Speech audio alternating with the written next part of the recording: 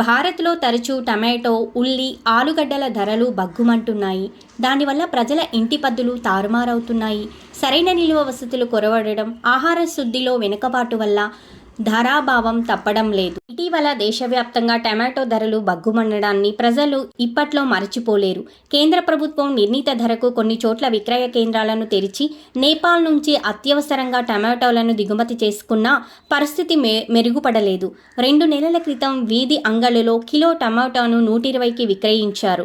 ద్వారా మాత్రమే అమ్మకాలు జరిపే వర్తకులు కొందరు వాటిని మరింత తక్కువకే అందించారు. ఉభయులు టోకు విపణి నుంచే టమాటోలను తెచ్చుకున్నా వాట్సాప్ విక్రేతలు ఖాతాదారులను నిలబెట్టుకోవడానికి తక్కువ ధరకు అమ్మకాలు జరిపారు. వినియోగదారులందరికీ ఈ సౌకర్యం ఉండకపోవచ్చు. భారత్లో టమాటోలు, ఉల్లిపాయలు, ఆలుగడ్డలు ధరలు తరచూ బగ్గుమంటూ ప్రజలపై వ్యయభారం పెంచుతున్నాయి. ధరలు పెరగడం వల్ల ప్రత్యామ్నాయాలకు రాజకీయంగా ఇబ్బందులు తప్పడం లేదు. అకాల వర్షాలు, మండిపోయే ఎండలు, వర్షాభావ పరిస్థితులు, తెగుళ్ల వల్ల కూరగాయలు, ఆహార ధాన్యాలు, వంట నూనెల ధరలు చుక్కలను తాకటం పరిపాటిగా మారింది. వాతావరణ మార్పుల వల్ల ఈ తరహా ఇక్కట్లు మున్ముందు మరింత పెరగనున్నాయి. 2019లో తెగుళ్లు, ఆలస్యంగా వచ్చిన వర్షాల బంగాళాదుంపల పంటను దెబ్బతీయడంలో వాటి ధర రెట్టింపు అయింది. ఇటీవల దేశంలో పలు చోట్ల కేవలం 2 నెలల్లోనే కిలో టమాటోలు 15 నుంచి దాదాపు 230కి పెరిగిపోయింది. ఈ ఏడాది మొదట్లో రాజస్థాన్లో కురిసిన అకాల వర్షాలు, కర్ణాటకలో కుండపోత వానలు, ఆంధ్రప్రదేశ్లో అరకొర వర్షాలు టమాటో పంటను దెబ్బతీశాయి. ఈ ఏడాది ఎలినినో వల్ల దేశమంతటా అన్ని పంటల దిగుబడి దెబ్బతినవచ్చునన్న విశ్లేషణలు వినిపిస్తున్నాయి. ప్రపంచంలో చైనా తర్వాత అత్యధికంగా కూరగాయలను పండించేది భారతదేశమే.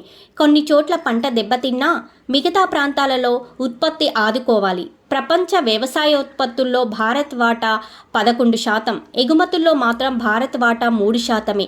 కూరగాయలు, ఇతర ఆహార పంటలను శీతలీకరణ కేంద్రాల్లో నిల్వ చేయడానికి ప్రభుత్వం భారీగా రాయితీలు ఇస్తుంది. అయితే దేశీయంగా శీతలీకరణ వసతులు సరిపడినంతగా అభివృద్ధి చెందలేదు.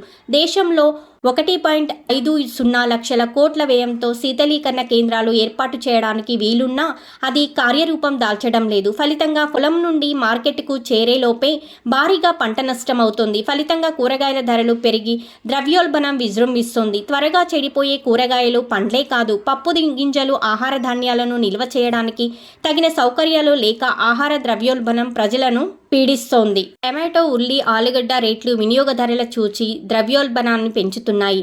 టమాటోల ధర 2010లో ఉన్నట్టుండి పెరిగిపోవడంతో సిపిఐ 0.2% హెచ్చించింది.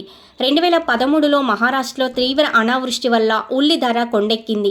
అదే సంవత్సర నవంబర్లో టమాటో ధరలు రెట్టింపై వినియోగదారుల చూచి 2 దశాబ్దాలలో ఎన్నడూ లేనంతగా పెరిగింది. సిపిఐని కట్టడి చేస్తే కానీ ఆశించిన స్థాయిలో ఆర్థికాభివృద్ధిని సాధించలేం. సిపిఐ 90% మేర నిత్యావసర సరుకుల ధరలపైనే ఆధారపడి ఉంటుంది. వంట నూనెలు, వంట గ్యాస్ ప్రధానంగా విదేశాల నుంచి దిగుమతి అవుతున్నాయి కాబట్టి వాటి ధరల నియంత్రణ ప్రభుత్వం చేతిలో ఉండదు. కూరగాయల ధరలను అదుపు చేయడం మాత్రం ప్రభుత్వానికి సాధ్యమే. దీనికోసం మొదటిగా వాతావరణ మార్పులను తట్టుకునే సాగు పద్ధతులు చేపట్టాలి. నాణ్యమైన విత్తనాలను రైతులకు అందించాలి. కూరగాయల నిల్వ కోసం శీతల గిడ్డంగులను నిర్మించి ఆహార శుద్ధి, రవాణా వసతులను విస్తరించాలని రిజర్వ్ బ్యాంక్ గత నెలలో దేశ ఆర్థిక స్థితిగతులపై వెలువరించిన నివేదికలో సిఫారసు చేసింది. పొలాల్లో రైతుల నుంచి సేకరించడం మొదలుకొని మార్కెట్లో వినియోగదారులకు చేర్చే వరకు ఆధునిక యంత్రాలను నెలకొల్పాలి.